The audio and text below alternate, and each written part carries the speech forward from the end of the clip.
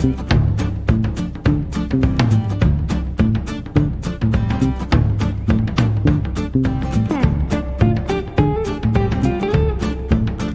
everybody, this is Tim Green with Rattle Magazine, and this is your critique of the week for Friday, April 24th.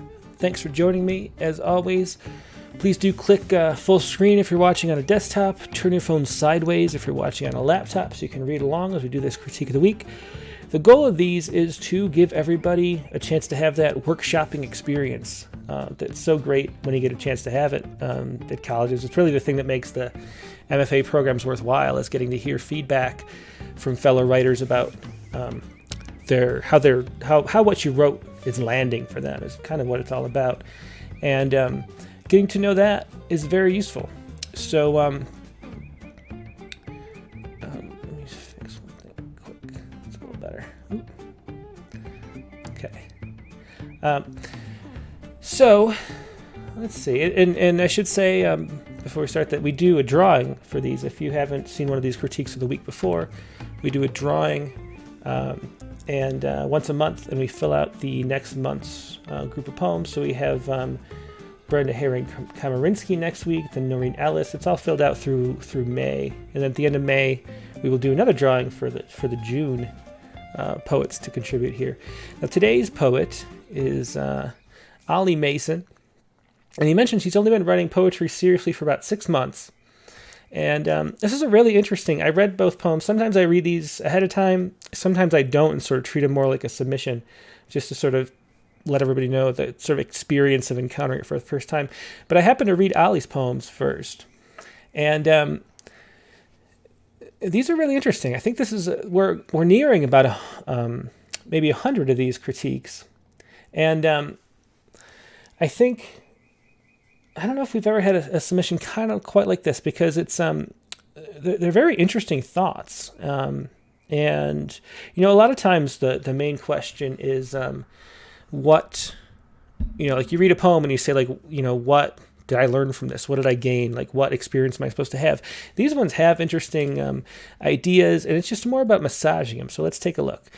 Here's and he called this, one of the things he asked about was the titles. And so he calls these Thread 1 and Thread 2, which he admits are not good titles. And let's see if we can help him out with that. So think about title as we go through here too. And maybe you have some suggestions in the comments. And the comments are working. So Ash Watson's here. Hello. Jessica Dawson, the Chicago Jess. Good to see you. James Tassilo. Over on Facebook, we got a few people watching. Although I should say too, the main point of entry is always going to be Facebook for these, because the notifications and comments just work much better on Facebook. Okay, that's enough preamble. Let's get into the poem. This is Thread number 2 by Ollie Mason. The right brain cannot move unless you move the left brain first. Like those cars packed in the driveway when I was little, my parents' friends. I was looking forward to seeing them and then them leaving to find a balance in the peace of living. Well, first you have it to tidy, or rather normalize the mess. Beer bottles away, snacks in the cupboard, unclaimed coats folded in carrier bags, reclaiming space. I like to watch those interior design shows, where the room looks so pristine, and imagine as the film crew departs, how I would give the owners everything they need to make their mess. Buckets of paint, no brushes, ketchup for the detailing. If the man is a man's man, I'll give him tools to overestimate himself with, so he could point to the blood splatter when his mates come around, feeding the baby something luminous to puke up, so they have a stain to be ashamed of as a teenager. A partner of mine once got annoyed. I left clothes on her bedroom floor, and a few days later hers lay in the same spot. My dad hates mess, but Mom can't help it. Just so, my left brain hates my right brain, and one day they might have to talk it over, come to deal. Are we all just a compromise of our parents? Your head, a family home splattered with the stains of stories, like when I shook a ketchup bottle too hard and it ended up on the wall, I think it's supposed to say. In the house of my head that gets pulled up a lot, I can't remember whether I was doing it for attention or not. Another TV show visited a house and were surprised when they saw muddy boots in the entrance and how it looked so lived in. So that was thread number 2. And actually, as the way it's laid out right now, thread number 1 and thread number 2 are kind of good titles just because that's sort of all the poems are right now. I think they're great threads of thought. And he mentioned in his email that he was a fan recently of Bob Hickok, who we interviewed on one of our Rattlecasts. And a lot of this stuff feels a lot like Bob Hickok in the way it moves through the mind. It's sort of like navigating a landscape of thought. So the right brain cannot move unless you move the left brain first. It's a really good opening. So I love that. That's very good. I love that start. But now let's talk about the punctuation, which is very inconsistent throughout. And here we have a period, but no capitalization here. And now, since Ollie mentioned he's sort of just started out writing poetry seriously, I think maybe point out the best way to do punctuation, I think, is to just do it standard. Because the issue with punctuation is that it's a distraction unless it's conventional. And if you want it to be sort of a highlight of, a focus of what you're talking about, then that's fine to do it different ways. And there's different effects you can do. But in general, you just don't want people thinking about punctuation as they're reading your poem. And so this fragment here, it doesn't start capitalized. That could be a comma. But as it's written, it's an uncapitalized sentence fragment. And then you have my parents' friends, which is another sentence fragment, this time capitalized. And then a lot of times, if you notice, I was tripping as I was reading through, because a lot of times like here, I like to watch those interior design shows. Here that we have a capital W, there's no punctuation, so it seems like it reads through. Other places we have no punctuation, but a capital letter like the start of a sentence, so you kind of assume it's the start of a sentence. And you end up sort of tripping over just reading it, and sort of thinking about the punctuation in a way that's just not useful whatsoever. So my first suggestion, just reading through this, would be to make it standardized, standardize the punctuation. Every time you actually end a sentence, buckets of paint, no brushes, ketchup for the detailing, period. Like add your periods, add your commas, so we don't have to think about them. Like just save us that wasted mental energy, because we want our mental energy as readers to be focused on your poem and the ideas that are coming out. And they are interesting ideas. Like these are it's a very interesting train of thought. Let's look a little more, and let's think about titles too as we go. I was looking forward to seeing them and then them leaving. So this is more seeing them and then them leaving. This needs a comma. To find a balance in the peace of living. Well, first you have to tidy, or rather normalize the mess. Beer bottles away, snacks in the cupboard, unclaimed coats folded in carrier bags, reclaiming space. I like to watch those interior design shows where, lowercase, where the rooms look so pristine. I don't know about so. Because of the I. The problem with the so is it makes you imagine it's going to be so that. And so it trips me up a little bit. I like to watch those interior design shows where the rooms look pristine and imagine as the film crew departs how I would give the owners everything they need to make their mess. Buckets of paint, no brushes, ketchup for detailing. If the man is a man's man, maybe that's a little too much. I'm not sure how to rephrase that, but if the man is a man's man, it's just a little sort of too playful maybe or something. So maybe if it, for a man's man, I'll give him tools would be a better, quicker way. I think 3 mans is too many mans there. I'll give him tools to overestimate himself with. That's funny. I like that. So he could point to the blood splatter when his mates come around. Feed the baby something luminous to puke up, so they have a stain to be ashamed of as a teenager. A partner of mine once got annoyed. The got is a bit weak, like find a better verb there. Or just once were annoyed, maybe. I left clothes on her bedroom floor, and a few days later, hers lay in the same spot. My dad hates mess, but mom can't help it. Just so, my left brain hates my right brain, and one day they might have to talk it over, come to a deal. The come to a deal seems extraneous, I think. Are we all just a compromise of our parents? So it's a good, see, these are just interesting thoughts. It's like we're very much like, I mentioned it's very much like a Bob Hickok poem. And kind of what happens to Bob Hickok is that he sort of wanders through the landscape of his own imaginary thoughts or something, like we're kind of experiencing the world through his just mental landscape.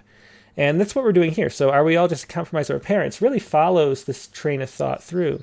And then we progress through all these things. We get the mom and dad talking about the mess. And then we talk about us being compromises between our parents. Then we get back to this story from the childhood. So there's a really interesting just way of thinking here that works really well. Like when I shook the ketchup bottle too hard, ended up on the wall. In the house of my head that gets piled up a lot, I can't remember whether I was doing it for more attention or not. The or not, I would move up whether or not, put it up there. Just because ending on the or not is weak. You want to end on the actual detail that you're talking about because that's what will stick a little more in the reader's head. Another TV show visited a house and we're surprised.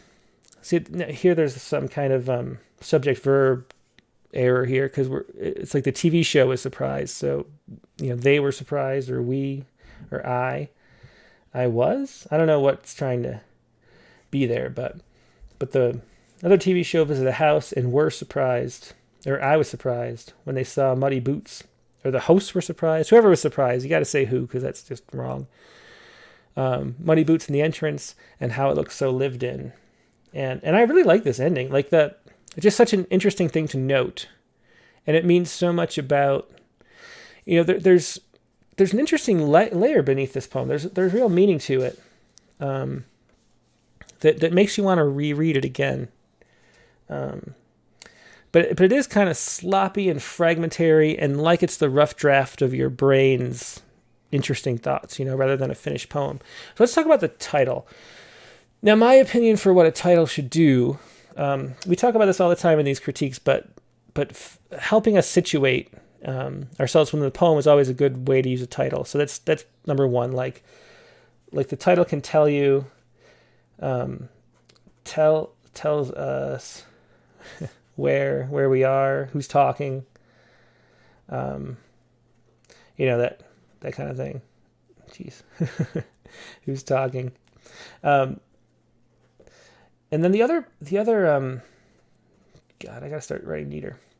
And the other thing about the title, though, is you want to make it something that's interesting and that leads, that makes you want to read the poem. I think that's the number one concept you want to think of. Like, you got to come up with something that'll make a reader want to read the poem. Because you're flipping through a book, and you want the feeling that you're looking forward to reading it, not that you're not. I mean, it's almost like you can't judge a book by the cover and you can't judge a poem by its title, but you can kind of get a gist of both in both cases. And that's kind of what it is. So you want a title that's interesting.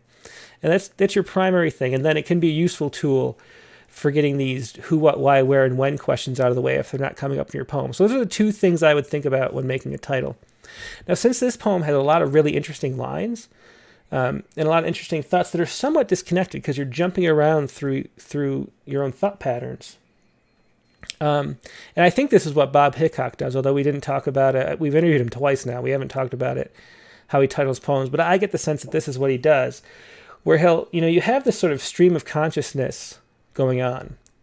And what you can just do is pick out an isolated line that you don't necessarily need and pull it out and make it the title.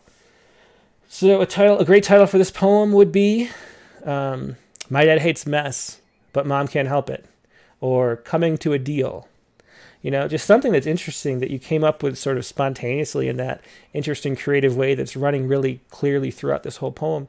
That would make a good title. So you could pick almost any line and don't repeat it, because if you repeat the title, you end up sort of over highlighting and overemphasizing that line. Like the poem was really all about this, and we don't want to have to think about that either. We want to just experience the poem. So pick a line that you could pull out without losing anything in the poem, but it's interesting, and then make that the title, and then you'll have a good title. And a bunch of things, even let me try to find another one. Well, I don't know, you get the idea though. Like anything that you can pull out without losing it in the poem could be the title. Your had a family home, that could be a title. Splatter of the stains of stories, stuff like that. The other thing I wanted to mention before we get into the comments and see what everybody else is thinking is that this does feel very fragmentary and very stream of consciousness kind of, it's very rough and very casual, like it's notes in a notebook, which is a good feeling to have, but we want something a little more polished. And one of the things, if you check back just this week, we interviewed George Bilgier. That was Rattlecast number, do I still have it up? Yeah, he's still here. That was Rattlecast number 38 with George Bilgier. And he talked about how for an older poet, when you're more experienced, you end up creating your own persona. And you end up it's sort of like you, but not really you. And it's really a persona. It's not really you. And that's the way that's sort of the trick to finding a voice. People talk about finding your voice. Well, the voice is really a persona that you can inhabit whenever you want. And that's what a poet's voice really is. It's like a character. It's a role you're playing. It doesn't have to be exactly you, and it's not you. Like George Bilgier mentioned that his persona is always sort of the anti-hero who does something foolish and like fails at something, and it's funnier than he is. That kind of thing, and that's what you want to do here. So instead of thinking it's you writing this poem, my other main advice is sort of rewrite it as if. And you can use mostly the same structure, but when it comes to the syntax and phrasing and where you say what, imagine somebody else, create a character in your mind. Imagine that you're at a barbecue over, grilling some steak, and someone's got the barbecue tongs in one hand and is telling you this as a narrative. Just in your head, you don't have to tell anybody that. But pick some kind of little scenario where there's a real person of your invention who is talking to you. And I think that will make it be precise enough. If you run through the whole poem that way, there'll be little tweaks that make it more realistic and clear and precise. And I don't know. That's just a trick that I do sometimes. I kind of make up a character and pretend the character is telling me the poem. And that way it's not mine. And that sort of gives you more freedom too, to diverge a little bit, if that makes any sense. Let's see. Let's see what the comments are so far. Jessica Dawson says, "Where the room, catch it for detailing. It was a great section." Catherine Swanson loves the tools to overestimate himself part. Jessica Dawson says, "Good last line." Chad Frame points out the comma splice after a lot.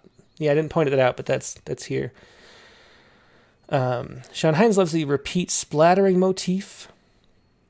Chad Frame suggests titling everything in the series thread. I see this done with series before, all having the same title, and it has an interesting homogenizing effect. That's true. I mean, that's one thing you might do. Is just call everything thread. Then you could call the book thread, and that's one option. Let's see.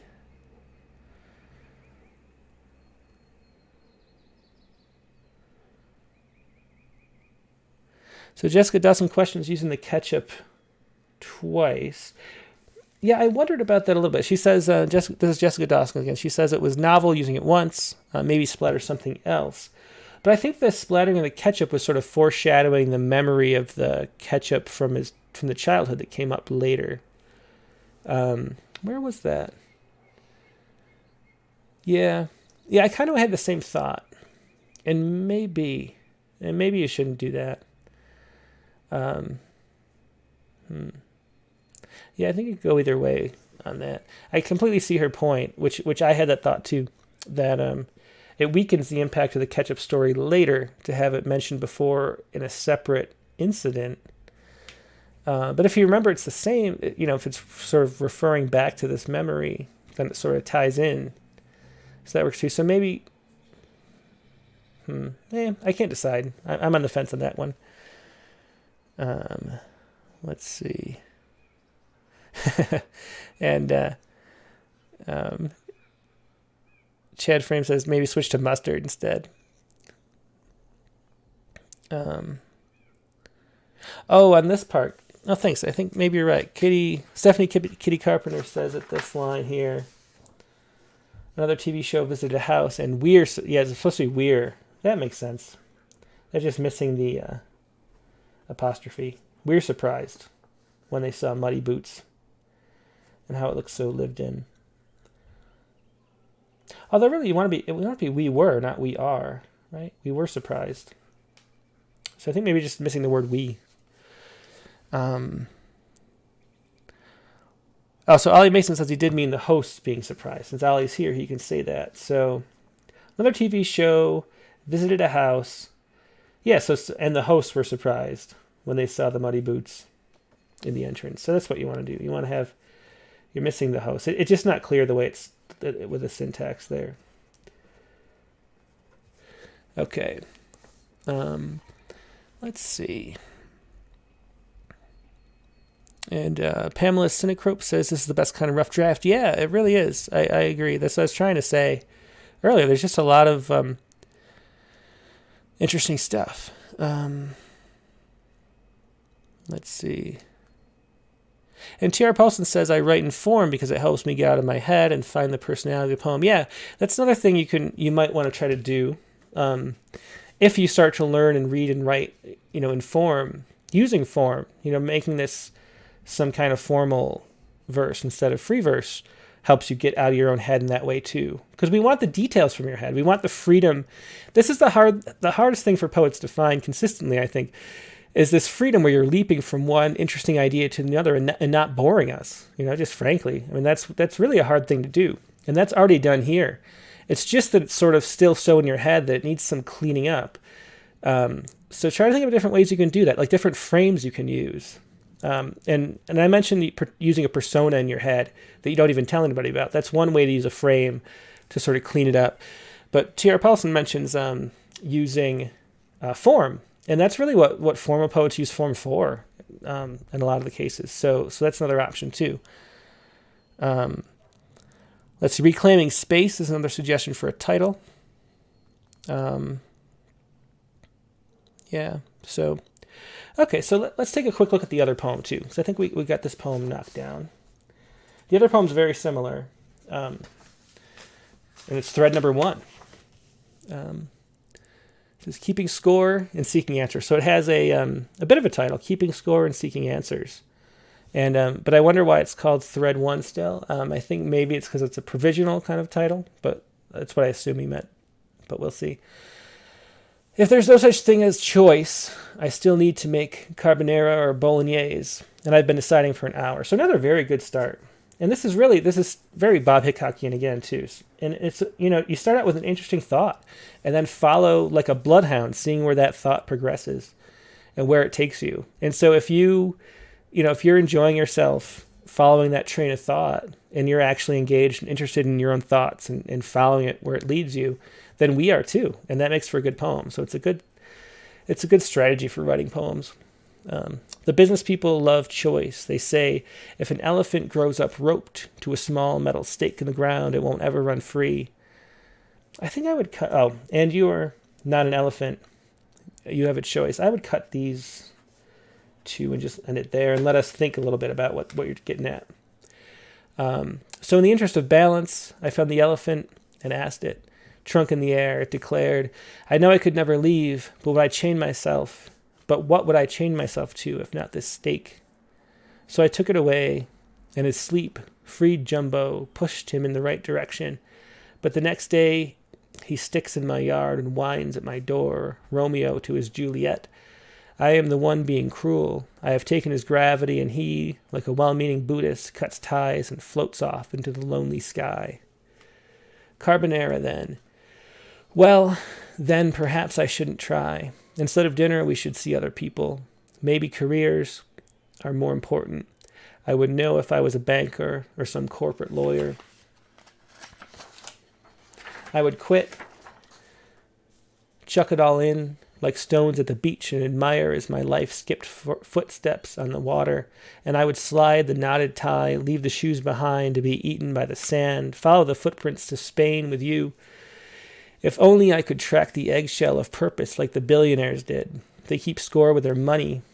Or like the corporate lawyer who has cases to win and serial killers have sprees to keep up. I am none of these. I would settle with knowing if the shell is the purpose and the yolk is the answer, or the yolk is the purpose and the shell is the answer. That's a great ending. I really like both the beginning and the ending. Because this really, it's hard to do an ending too that makes you wonder. It makes you feel like there's real meaning behind the poem. Because what we're really looking for is meaning in every poem. We want to understand the meaning of life more than we did before. We want to be entertained. We want to have interesting lines, and we want to just be engaged and learn things that we haven't learned. But we want the meaning of life, and life has so much meaning to it. That's what we want elucidated. And an ending like this really makes you think about everything else that came up in the poem. It makes you want to read it again through that frame. I think it works really well. So I like this a lot too. I like this maybe even a little better than the other poem. They're both pretty good, but they're both in the same way. Go through like I did with the first poem and fix the punctuation so we don't trip over any of that. Another thing I was thinking, reading through more of this one than the other one, but it applies to both, is that the lines seem a little too short for for the function of the line in the poem. So I took it away. And it is sleep. What you have when you have short lines is that you focus our attention more on individual words. It kind of slows down the pace of our reading.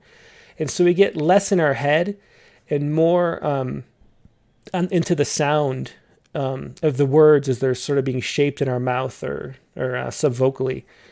And so it ends up being more focused on this aspect than in the mental aspect. And since these poems are sort of a train of thought, the lines are a little too short for a train of thought. Like it pulls us out of thought a little bit to focus this much on the words and the sounds of the words.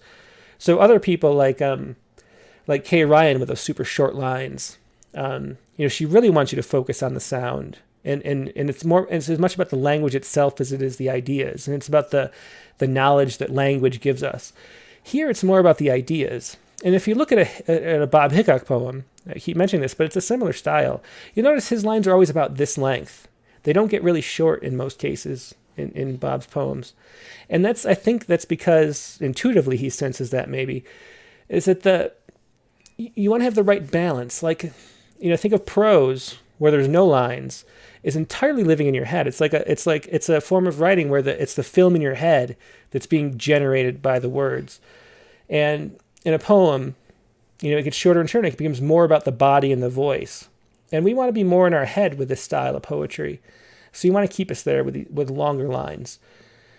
So I would pull these up and make it, a line that long instead, keep it that length roughly, rather than letting it get really short. But I love the Cabanera then. There's a lot of stuff to like in both these poems. There's a lot of really deep, rich content that's really interesting. Let's see. Anything else I wanted to say? I really love this section too. I didn't point it out as I was reading, but the stones on the beach, leave the shoes behind, be eaten by the sand. You really get into this scene right here. It's a really well-developed little idea. Let's see. Look at the comments again. Now, Vasvi Kejriwal says, what I love about the ending is that it's so unpredictable and yet meaningful. Makes one want to read the poem again. Yeah, that's exactly. I think you beat me to it, but that's what I was saying. Mark Grinier says, both poems have a kind of whimsy about them which I find attractive, suggestive of greater depths underneath. Yeah, exactly. Chair Paulson loves the elephant tied at the stake. Ali had a question. Where was it? Any tips on how to make the leaps in the poem more coherent? I understand how you can see its little fragments. See, I don't think the leaps are incoherent, actually. I think the leaps of imagination are actually really clear, and they really sort of move decisively from one idea to the next. It's more the voice that's inconsistent. It's like, I think it's more clear in the first poem what I was talking about, but the way you have these fragments, it just doesn't feel like natural speech in a lot of places. It's not that the ideas are fragmentary and the leaps are too big. The leaps are really clear, and you really move swiftly through them with ease, really. That works really well. But it's this, like those cars parked in the drive, like it's those cars when I was little, my parents' friends. I was looking forward to seeing them. So there's a sense of like, I don't know how I want to tell the story. That's kind of what we get from these fragments here. I was looking forward to seeing them and then them leaving to find balance in the peace of living. So there's somehow you kind of have to have a more consistent way of telling the story at the level of like what the sentences are doing. I don't know if that makes sense, but that's the thing that I mean. It feels like they're sort of I don't know how to explain what I'm trying to say, but fragments like this don't feel like a natural part of speech, I guess. That's why I was trying to say, you want to imagine somebody using these same images in the same order with mostly the same lines, but imagine someone actually telling you this. Like if you were standing next to somebody at a bar and they were just rambling because they were drunk, they might say the right brain cannot move unless you move the left brain first, like those cars parked in the driveway when I was little. But they wouldn't have a fragment, my parents' friends. They would say, like those cars parked in the driveway when I was little. My parents' friends would spend the night and blah, blah, blah. And I'd look forward to them leaving. There wouldn't be a fragment there. That's not a natural way to talk. And that's kind of what I was getting at. So just try to make it a little more natural in speech so it doesn't feel as choppy on that level. It's not the idea or image or thought level. It's just the speech level. Let's see.